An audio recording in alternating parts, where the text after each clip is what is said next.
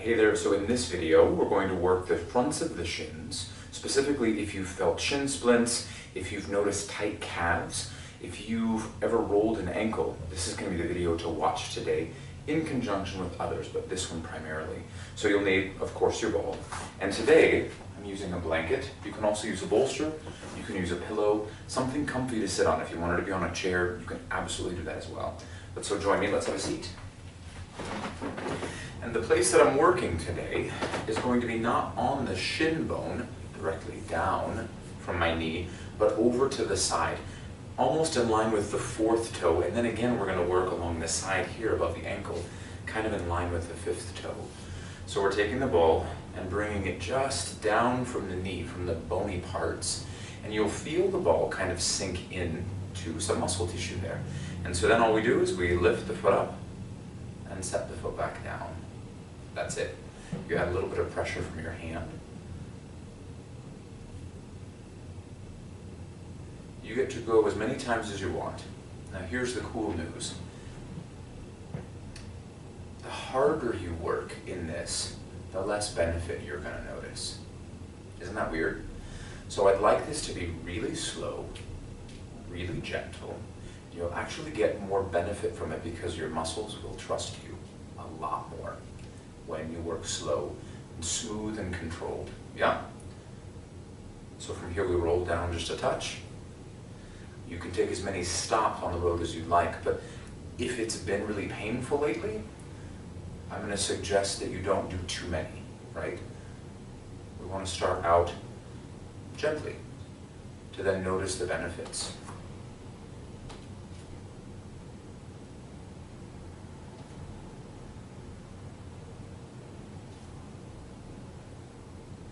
And we hold and roll again. And what you might notice is your toes really want to pull.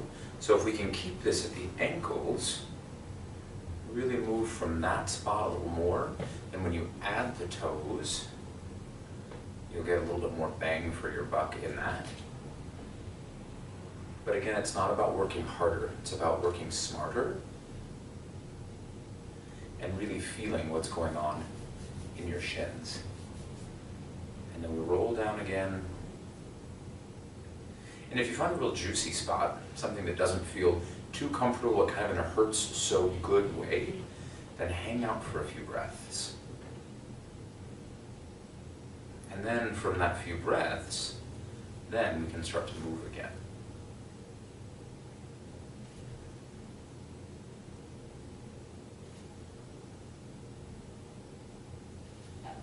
Now I think the smarter that you work, the more surprised you'll be by the results.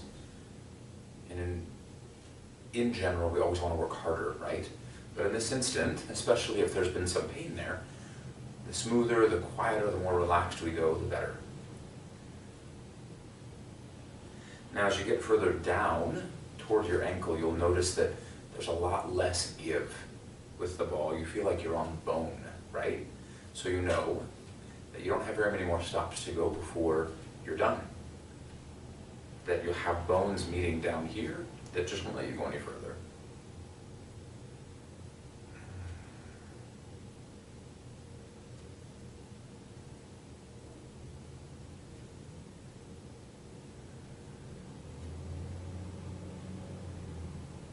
So I think I have one more little stop before it gets to where I'm not on muscles anymore, I'm more on tendons.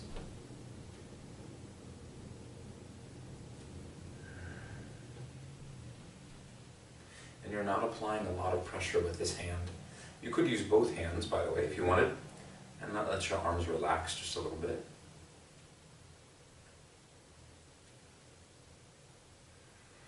And then we'll start back up at the top, but now we're out to the side, so now you can see the ball more clearly, whereas before it was at an angle off to the side. So I can use both hands, or I can just use this one. And now I'm lifting my pinky toe up, predominantly. I want to start from the outside edge and lift and settle.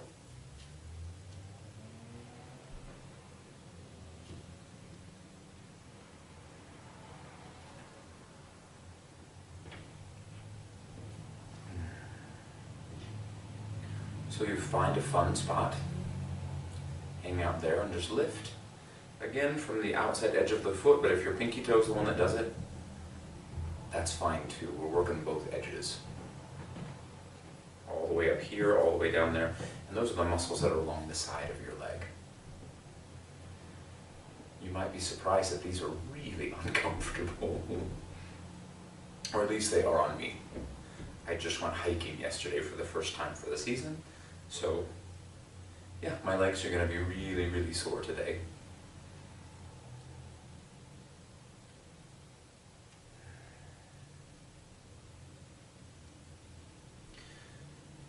You might notice as well that your ankle starts to get tired. And if so, that's a great sign that you're about done. And that you've really fatigued these muscles in the fronts of your shin.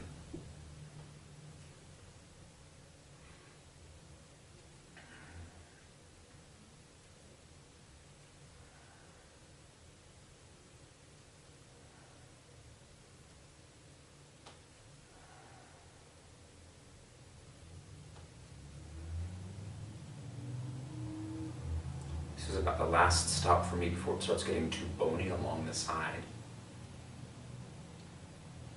Before it gets too hard to start lifting anymore in my foot. Let's make that the last one. Now the best part of this is to feel what you've done, so we stand up. And notice the difference in the sides. So this leg right off the bat feels like it's longer, feels like I can stand taller. This side feels a little shorter.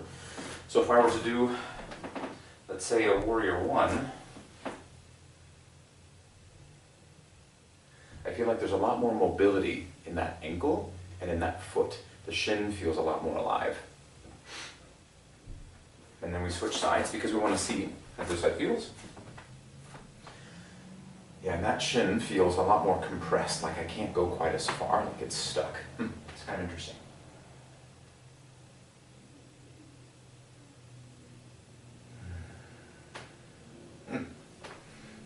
So let's say your movement is just walking or running, then you can go take a quick loop around the house and see how the sides feel, or feel how the sides are a little different. Now you can go back to the beginning of the video and watch it for the other side if you'd like, or you can just do it on your own. And again, if you have any questions, if that doesn't feel quite right, send me an email, let's set up a Skype so that I can walk you through it as well. Any of that stuff, I'd love to hear from you. And have a ball.